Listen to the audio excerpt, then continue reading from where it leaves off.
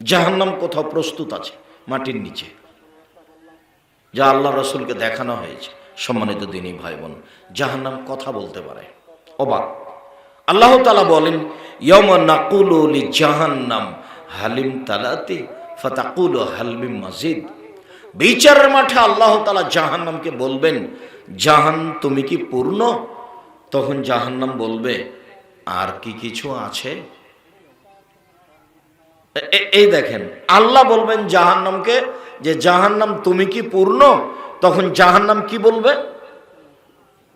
আর কি কিছু আছে? এই যে জাহান্নাম কথা বলছে। আবু হুরায়রা রাদিয়াল্লাহু তাআলা আনহু বলেন, রাসূল সাল্লাল্লাহু আলাইহি ওয়াসাল্লাম বলেছেন, লা তাযালু ইউলকা জাহান্নাম ফাতাকুলু হাল মিন মাজিদ। সর্বদা জাহান্নামে মানুষকে নিক্ষেপ করা হবে, আর জাহান্নাম বলতেই থাকবে, আর কি কিছু আছে? আর কি কিছু আছে? হাত্তা ইয়াদাউ রব্বুল ইজ্জাতে কাদামাহু ফিহা ওয়া ইয়ামযু বিবাযু ইলা বাজিন ফাতাকুলু কাত কাত কাত। বিচারের মাঠে যখন জাহান্নামে মানুষকে দিতে থাকবে, দেওয়া হবে, আর বলা হবে তুমি কি পূর্ণ? যখন জাহান্নাম বলতেই থাকবে আর কি কিছু আছে, তখন আল্লাহ তাআলা তার নিজের পা জাহান্নামে ঢুকিয়ে দিবেন। তখন জাহান্নামের কিছু অংশের সাথে ঢুকে চেপা লেগে খাটো হয়ে যাবে, এবং জাহান্নাম বলবে, কত কত, যথেষ্ট, আর লাগবে না, পূর্ণ। এই যে জাহান্নাম কথা বলতে পারে, বুখারী মুসলিমের হাদিস। সম্মানিত দিনী ভাই বোন, আবু হুরায়রা রাদিয়াল্লাহু তাআলা আনহু বলেন, রাসূল সাল্লাল্লাহু আলাইহি সাল্লাম বলেছেন, ফাস্তাকাতিন নারু ইলা রাব্বিহা। একদা জাহান্নাম তার প্রতিপালকের কাছে অভিযোগ করলো। জাহান্নাম অভিযোগ করলো আল্লাহর কাছে।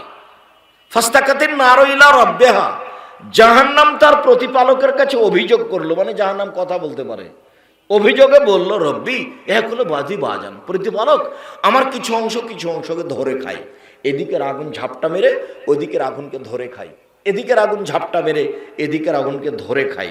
আমি আসলে এত কঠিন শাস্তি বহন করতে পারছি না, কিছু শাস্তি লাঘব করবেন কি, হালকা করবেন কি? এইটা জাহান্নামের অভিযোগ। কার কাছে? আল্লাহর কাছে। জাহান্নাম কথা বলতে পারে। তখন আল্লাহ তাআলা বলছেন, ফাওজেনা বে নাফসাইন ফাওজেনা আল্লাহ বে নাফসাইন। জাহান্নামকে দুইটা শ্বাসের অনুমতি দেওয়া হলো। বলা হলো, আচ্ছা ঠিক আছে, তোমার অভিযোগ মেনে নেওয়া হলো। তুমি ঠান্ডা এলাকা থেকে একবার শ্বাস ছাড়বে, তাহলে পৃথিবী 6 মাস ঠান্ডা থাকবে। গরম এলাকা থেকে একবার শ্বাস ছাড়বে, তাহলে পৃথিবী 6 মাস গরম থাকবে।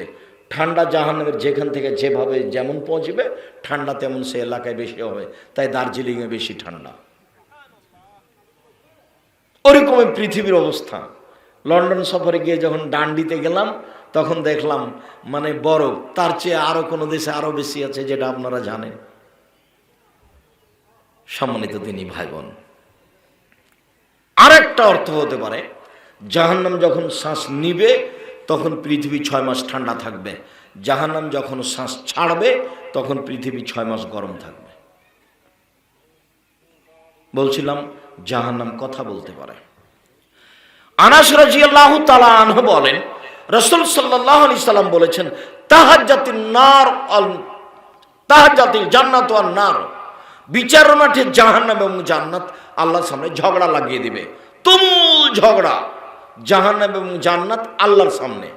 জাহান্নাম বলবে, ও ফিরতু বিল মুতাজাব্বিরিন ওয়াল মুতাকাব্বিরিন। আমার ভিতরে স্বৈরাচারী, স্বেচ্ছাচারী, বদমেজাজি, জুলুমবাজ কেন?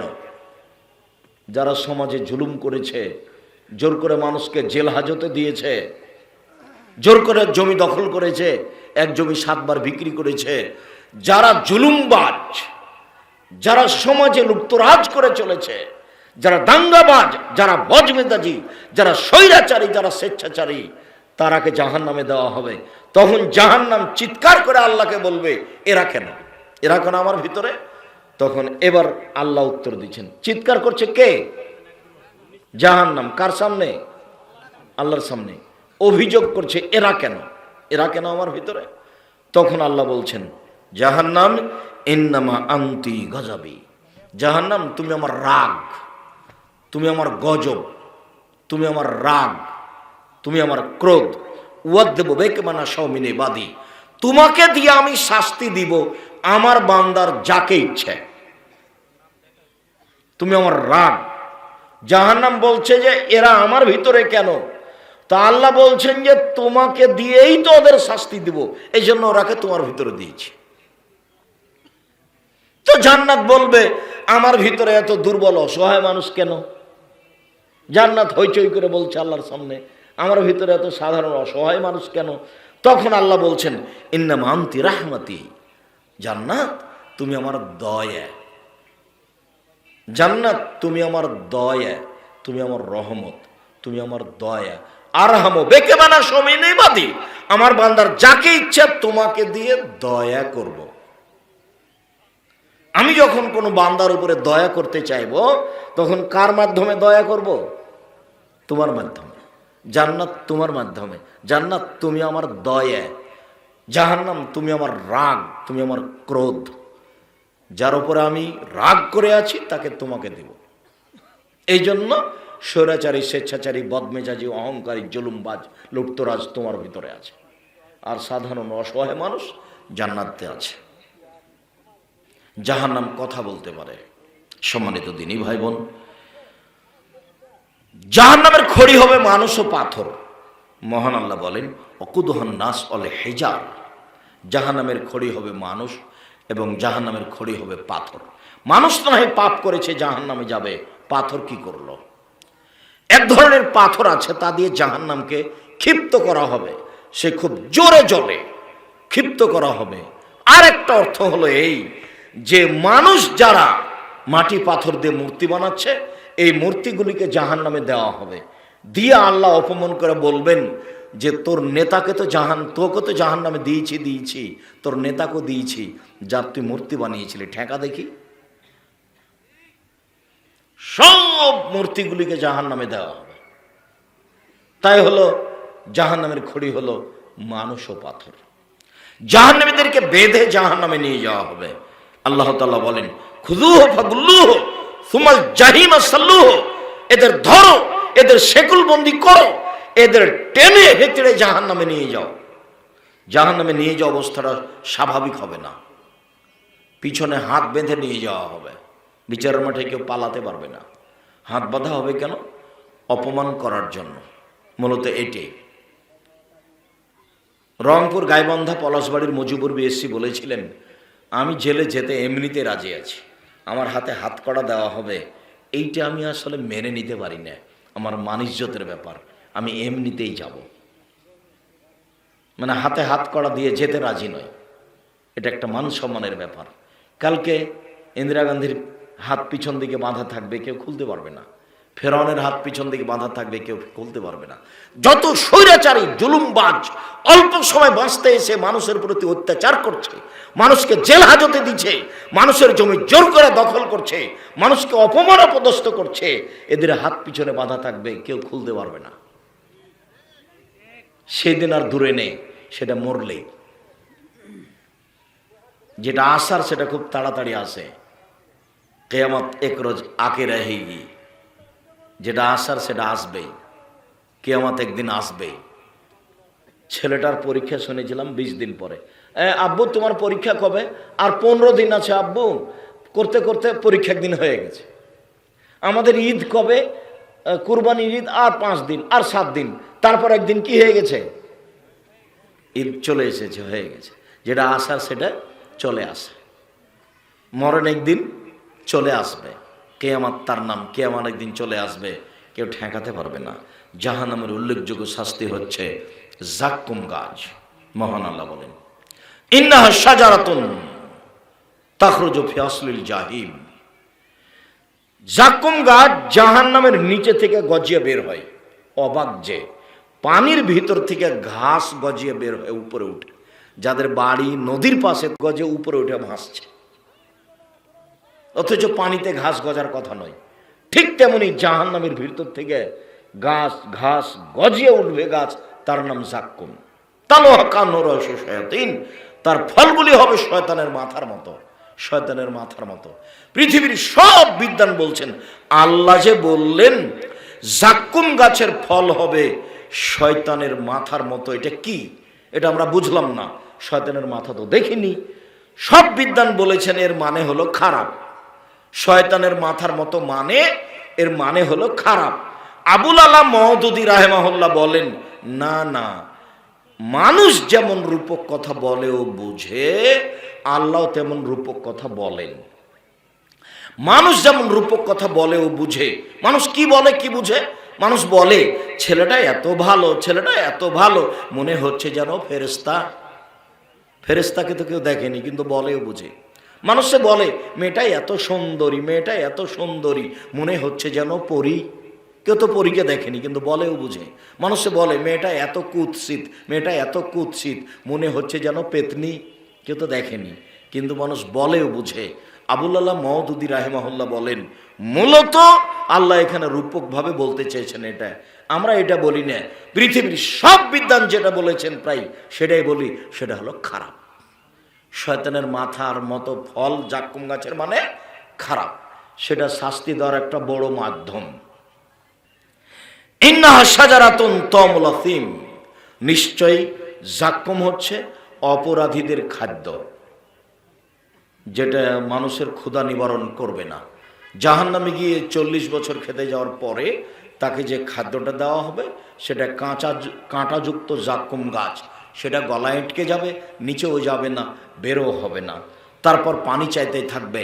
1000 বছর পরে যে তাকে পানি দেওয়া হবে সেটা হবে জ্বলন্ত ফুটন্ত পানি। সেইটার মধ্যে মূলত পুজ রক্ত মিশ্রিত থাকবে।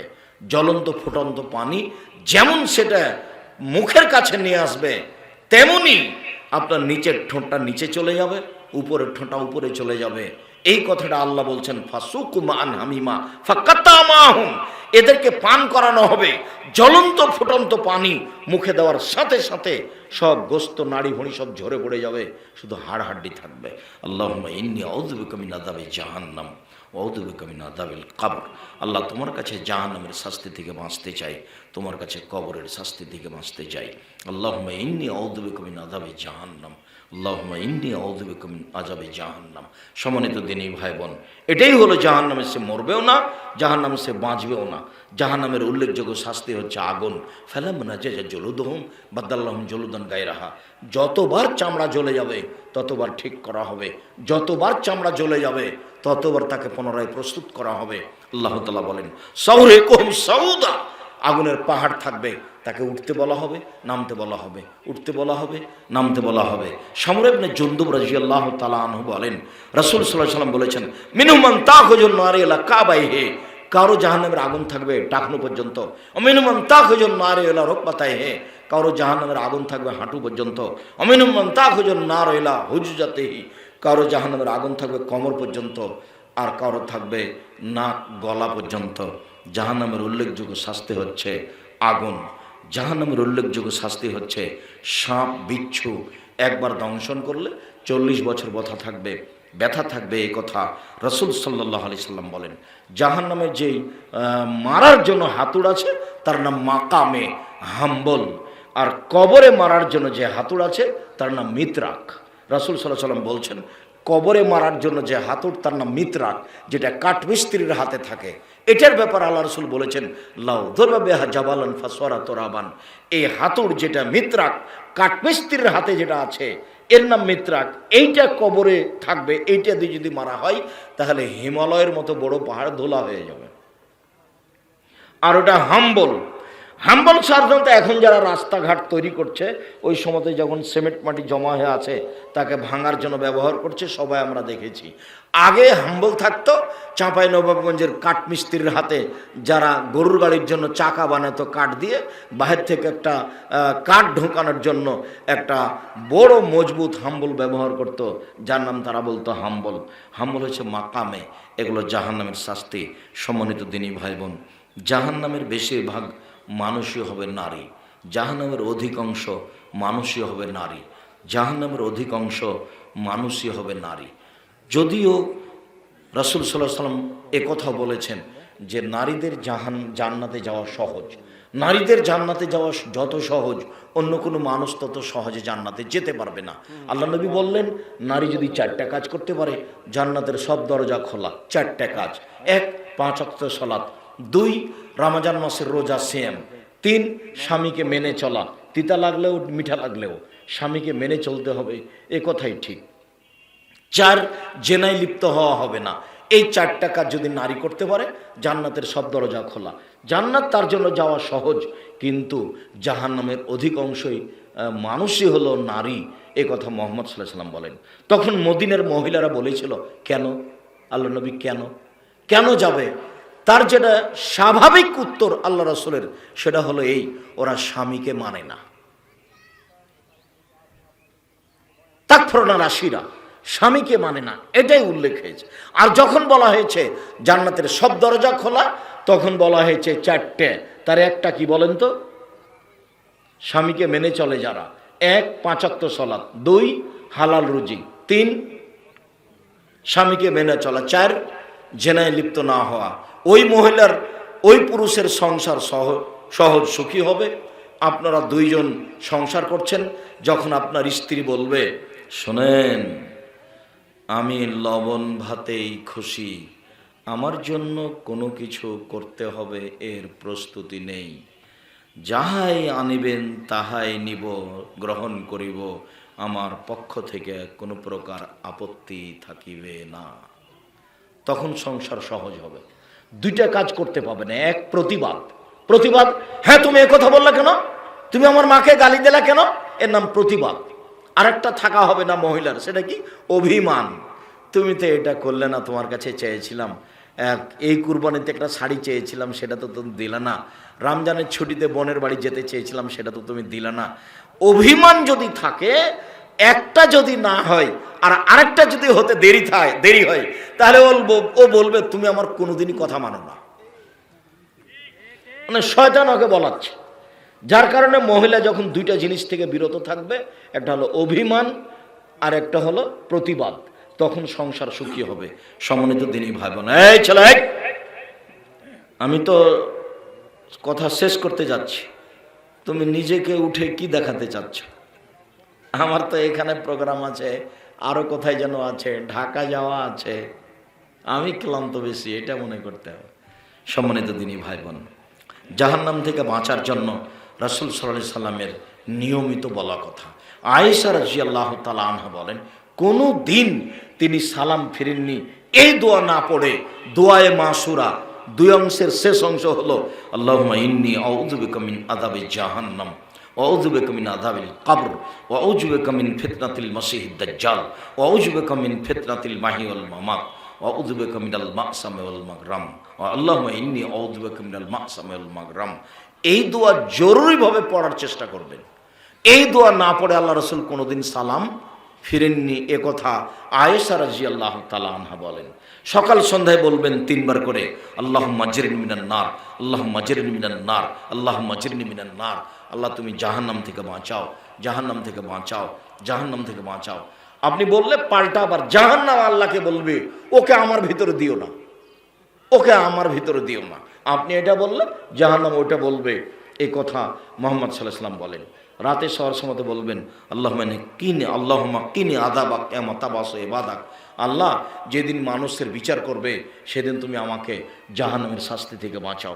সাথে সাথে সালাম ফেরার পূর্বে ওই দোয়াটা পড়বে, রব্বানা আতিনা ফিদ দুনিয়া হাসানাতাও ওয়া ফিল আখিরাতি হাসানাতাও ওয়া কিনা আযাবান নার। আল্লাহ তুমি ইহকালে কল্যাণ দাও, পরকালে কল্যাণ দাও, তুমি জাহান্নাম থেকে বাঁচাও। এই দোয়াগুলি নিয়মিত পড়বেন। এই অনুরোধ রেখে আবার ওই কথাটি ব্যক্ত করছি, 5 ওয়াক্ত সালাত মানুষের জীবনে জরুরি, তারপরে হালাল রুজি জরুরি, কোরআন তেলাওয়াতে অভ্যাসী হবেন, আড্ডা পিটবেন না। কোনো জায়গাতে বসে গল্প করলে ঈমান আমান সব হারাবে। যাওয়ার সময় অবশ্যই বইগুলি নিয়ে যাবেন। আব্দুল্লাহর বই আছে মিন্নাতুল বারি, বুখারীর ব্যতিক্রম ব্যাখ্যা 2য় খণ্ড বের হচ্ছে, সাথে সাথে উপদেশ সহ আরও যত বই আছে। আজকের বক্তব্য যেগুলো বলছিলাম উপদেশ বই থেকে, আর আব্দুল্লাহ যেটা বলল আপনার সিলেবাস, যেটা মক্তবের বইগুলি সব হাতের বামে আছে, সবাই নিয়ে যাবেন। আপনার খালি যাওয়া যেন সফলতা আপনার কাছে না নিয়ে আসে। একটা পত্রিকা নেবেন, মাসিক আল ইতেসাম পত্রিকা, 30 টাকা দিয়ে একটা পত্রিকা হাতে করে যাবেন, এমনি চলে গেল ভ্যানে অটোতে, চায়ে টাকাটা শেষ হয়ে যাবে। সম্মানিত দিনী ভাই বোন, আমি আপনাদেরকে সবাকে স্টেজ থেকে, হাতের বাম দিক থেকে, আপনার ডান দিক থেকে বইগুলি সংগ্রহ করার জন্য অনুরোধ জানাচ্ছি। বিশেষভাবে আর যারা মহিলারা আছেন, আপনাদের জন্য আছে আদর্শ নারী, আদর্শ পরিবার, কেনই নির্যাতন কি তার প্রতিকার, সম অধিকার নেই, মর্যাদা চাই। কি গো এটা কি? কয়েকটা জিজ্ঞাসা। সবাই বইগুলো নিতে আসবেন, টাকা না থাকলে 30 টাকাতে একটা পত্রিকা হাতে করে যাবেন না। আমাদের কথার একটা হিসাব করবেন, এটা মূল্যায়নের একটা বিবেচনা থাকা উচিত। সাথে সাথে এটা দিনই কাজ। আমরা লক্ষ লক্ষ টাকা পয়সা খরচ করে আপনি ছাপালেন, আল ইতিসাম পত্রিকা কি এমনি ছেপেছে? ওই জামিয়া সালাফিয়া ছাপিয়েছে, ওটা কি আমার টাকা দিয়ে ছাপিয়েছে? আপনার টাকা দিয়েই ছাপিয়েছে। তাহলে আপনাকে মূল্যায়ন করতে হবে। মেহরাব মসজিদের অংশ কি না? মেহরাব মসজিদের অংশ এই মর্মে যে মসজিদের সাথে লাগানো আছে। মেহরাব মসজিদে করতে হবে এর প্রমাণে কোনো সহিহ হাদিস নেই, মেহরাব মসজিদে আছে, ভেঙে ফেলবেন না। মেহরাবের ভিতরে গিয়ে ইমাম দাঁড়িয়ে সালাত আদায় করলে কোনো সমস্যা নেই। যারা বলেছে যে সমস্যা আছে তারা ভুল বলেছে। মেহরাব মসজিদের অংশ যেহেতু তৈরি করা হয়েছে, ওকে মসজিদ হিসাবে মূল্যায়ন করতে হবে। মেহরাবের ভিতরে ইমাম সালাত আদায় করতে পারবে কিনা? জি পারবে। ভিতরে সালাত আদায় করলে অমুক অমুক অমুক এসব হাদিস জাল। স্বামী মারা যাবার পর স্ত্রীর করণীয় 40 দিন কি করবে? স্ত্রীর 40 দিন কেন?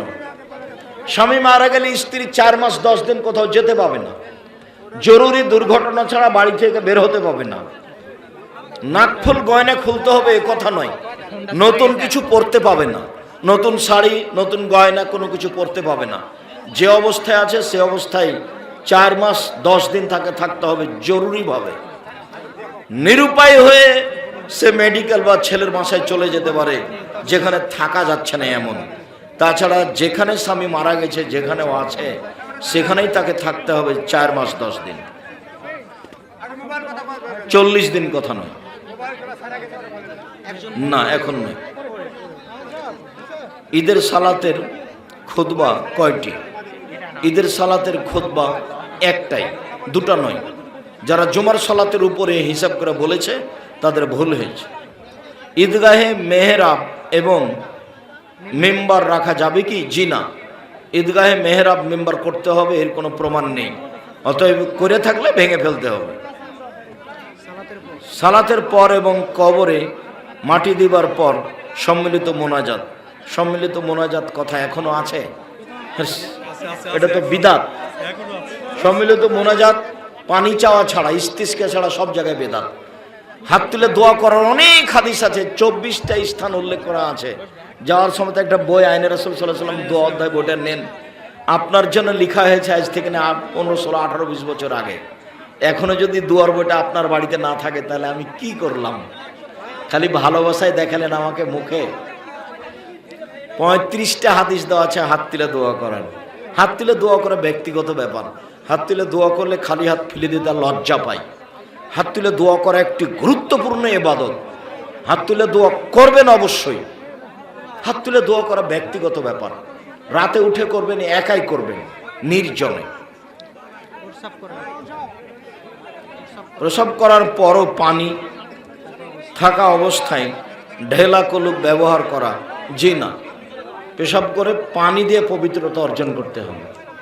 পানি যদি না থাকে তাহলে ঢেলা কলুপ, পানি যদি না থাকে তাহলে ঢেলা কলুপ নিয়ে 40 কদম হাঁটা হবে না, খক খক করে কাশা হবে না, পায়ের উপরে পা উঠানো হবে না, এগুলো নোংরামি। কি এটা?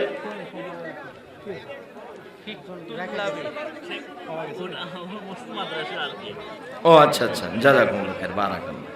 এটা কি? শেখ সালাম নিবেন। আমার নানির সম্পত্তির 1 ভাগ আমার মাকে এবং অন্য ভাগ আমার মামাকে দেবে বলে ওয়াদা করেছিল। আমার মামা সে ভাগ পেত, সে ভাগ বিক্রি করে টাকা নিয়েছে। আমার মা মারা গিয়েছে, আমার নানি আমার মাকে যে ভাগ দিব বলে ওয়াদা করেছিল সে ভাগও বিক্রি করে টাকা মামাকে দিয়েছেন। তো মামাকে তোমার মা দিয়েছেন, ভালো কথা না, তোমার নানি দিয়েছেন নাকি? এখন আমি কি ওই টাকার অংশীদার সন্তান হিসাবে? না, তোমার মা যখন তোমার মা বেঁচে থাকাকালীন তোমার নানি মারা গেছে, কাজে ওর মা বেঁচে থাকাকালীন তার নানি মারা গেছে। ও আচ্ছা আচ্ছা, মায়ের সম্পত্তির ভাগ মামাদের বিক্রি করে দিয়েছে। তো ওর এখন ওর মামা বেঁচে নেই, তাহলে এই ছেলে জমি পাবে না। আর ওর নানির ভাগ করা ভুল হয়েছে, নানি ওভাবে ভাগ করতে পাবে না। 3 ভাগের ভাগ করে 2 ভাগ মামা নিবে আর 1 ভাগ এই ছেলের মা নিবে। যদি কোনো ব্যক্তি সফরে থাকেন, তিনি কি ইমাম হতে পারবে? ইমাম হতে পারবেন না, কারণ কোনো সমস্যা নেই। যে মসজিদের চলন্ত ইমাম সেই ইমাম হবে, এটাই বেশি হক রাখে। চলন্ত ইমাম যদি কাউকে বলে ইমামতি করতে, তাহলে সে ইমামতি করবে। চলন্ত ইমামই ইমামতি করবে, ভালো কোরআন মাজিদে পারুক আর না পারুক, ছেঁচড়া মেছড়া করে যা পড়ছে তাতে ওই ইমামতি করবে।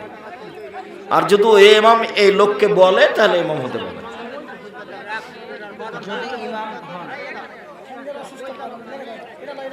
কত বাজে?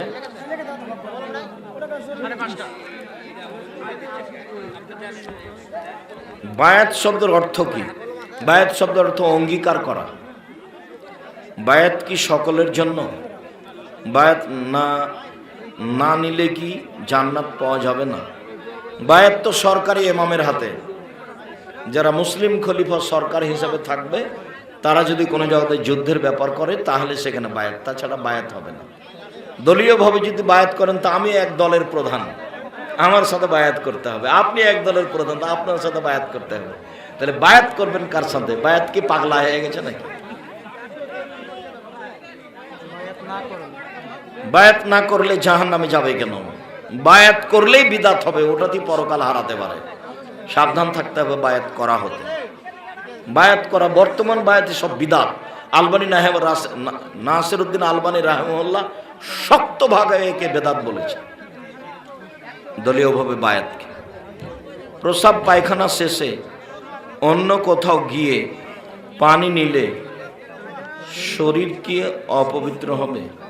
ই আবার কোন কথা? অন্য জায়গা দিয়ে পানি নিবা কেন? তো এখনই ঢেল দিয়ে পাস শেষ। ও ঢেলও নাই, পানিও নাই, তাহলে আর পবিত্র অপবিত্র পরবর্তী সালাত আদায়ের সময় এই কাপড় ব্যবহার করতে পাবে না। সম্ভবপর এই কাপড় যদি না থাকে, তাহলে এই কাপড় ছাড়া যদি আর কাপড় না থাকে, তাহলে এটাই পরবে। হ্যাঁ, তাছাড়া যদি পানি বা ঢেল কোনোটাই ব্যবহার না করে, সালাত আদায়ের সময় এই কাপড় দিয়ে সালাত আদায় করতে পারবে না। হ্যাঁ, গাওয়ার নাপাক হওয়ার কি আছে? না না, মানুষ নাপাক হয় না, কাপড় অপবিত্র হয়ে গেছে। লন্ডনের টয়লেটের পানির ব্যবস্থা নাই। আমি অবাক হয়ে গেছি। আমি যখন ট্রেন স্টেশনে যেয়ে আমি বলছি, সাইদ টয়লেটে যেতে হবে, তো বলছে ওস্তাজি পানির ব্যবস্থা নেই। তো কেমন হলো তাহলে? কিভাবে পবিত্রতা অর্জন করতে হবে? বলে টিস্যু ব্যবহার করে। এইটা কেমন হলো? সাহস সিজদা দেওয়ার নিয়ম কি? রাকাত বেশি হয়ে গেলে, রাকাত কমে গেলে, তাসাহুদ ছুটে গেলে, এসব জায়গায় সাহস সিজদা দিতে হয়। সব দোয়া পড়ে সাহস সিজদা দিয়ে সালাম ফিরবে। এক সালাম দিয়ে বাকি কিছু পড়ে আবার পরে আর এক সালাম দিবে। এইটা শরীয়ত সম্মত নয়। যেখানে সালাম আছে সেখানে তাওয়াররুক আছে। জুমার ইমাম অসুস্থতার কারণে জুমার ইমাম খুতবার পর চেয়ারে বসে সালাত আদায় করতে পারে কিনা? খুতবা দাঁড়িয়ে দিতে হবে। চেয়ারে বসে ইমামতি করতে পারে, ইমাম বসে থাকবে, মুক্তাদিরা দাঁড়িয়ে থাকবে। তবে যারা সক্ষম তাদের ইমামতি করাই ভালো। ও সেইটে সরাসরি চেয়ারে বসে সালাত আদায়ের কথা নেই।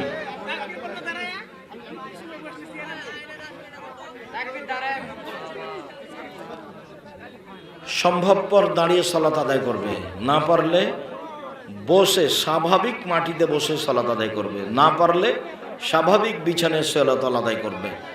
চেয়ারে বসে সালাত আদায় করা যাবে না এটা আমরা বলতে পারি না, করতে পারে, তবে শরীরের গতিতে পড়াই উত্তম।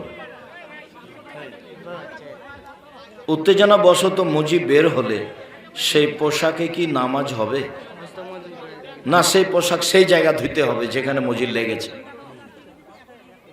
আর যদি শুকিয়ে যায় তাহলে কোনো সমস্যা নেই। তাৎক্ষণিক সালাত না, পোশাক অপবিত্র হবে না। না না, পোশাক অপবিত্র হবে কেন? যে বিছানায় স্বামী স্ত্রী মিলন হয়েছে সেই বিছানের চাদর ধুইতে হবে না, লুঙ্গি ধুইতে হবে না, শাড়ি ধুইতে হবে না, ছায়া ধুইতে হবে না। যেখানে ওই বীর্য শুক্র লেগেছে সেটা ধুয়ে দিলে, সে অংশ ধুয়ে দিলেই হলো। আর যদি ওটা শুকিয়ে যায় তাহলে আর কোনো কথাই নাই, গেছে বা আলাই গেছে। জি, এটাই স্বাভাবিক। সালাত আদায় করে না কিন্তু অন্যান্য নেক আমল করে। সালাত ব্যতীত অন্যান্য নেক আমল গ্রহণযোগ্য হবে কি? জি না।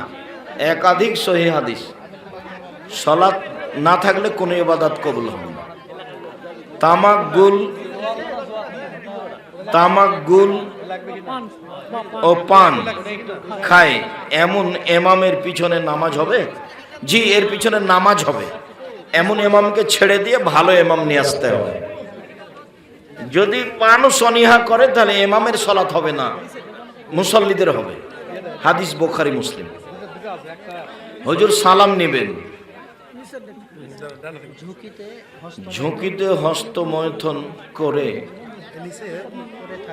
বাবা মার জন্য কিছু মানে যুবকেরা অনেক সময় হস্তমৈথুন করে বয়স প্রাপ্ত হওয়ার পর বিবাহ না করে, বাবা মার জন্য কিছু বলতে বলছে। ছেলে মেয়ে বড় হলেই বিবাহ দিয়ে দিতে হবে বাপ মাকে, এটাই জরুরি। বড় হয়েছে ছেলে, বাপ মার বিবাহ দেয়নি, এই ছেলে মেয়ে যত পাপ করবে সব পাপের হকদার বাপ মা হবে। এই কথা আল্লাহ রাসূল বলেছেন স্পষ্ট। বিবাহ দিয়ে দিতে হবে। হস্তমৈথুন চিরদিনের জন্য নিষেধ, হারাম, কাবিরা গুনাহ। মহিলারাও হস্তমৈথুন হিসাবে যে কোনো পথ অবলম্বন করবে, সবই হারাম। ঈদের সালাতের খুতবা কয়টি? দলিল সহ জানাবেন। একটু তো হলো, একটি, এবার এটা হয়েছে। ঈদের খুতবা একটাই। আমি কোম্পানিতে চাকরি করি। কোম্পানির মেশিনের ওয়ারেন্টি শেষ হলে আমি কি ব্যক্তিগতভাবে তার কাজ করে টাকা নিতে পারবো? ব্যক্তিগতভাবে কি করবে? এটা প্রতারণা হতে পারে। তুমি ব্যক্তিগতভাবে কিছু করতে যায় না। চাকরির প্রয়োজন নিজ বাড়ি থেকে বেশি সময় বাহিরে থাকতে হয়, সেক্ষেত্রে বাড়িতে ছুটিতে আসলে কি সফরকালীন নামাজ পড়তে হবে?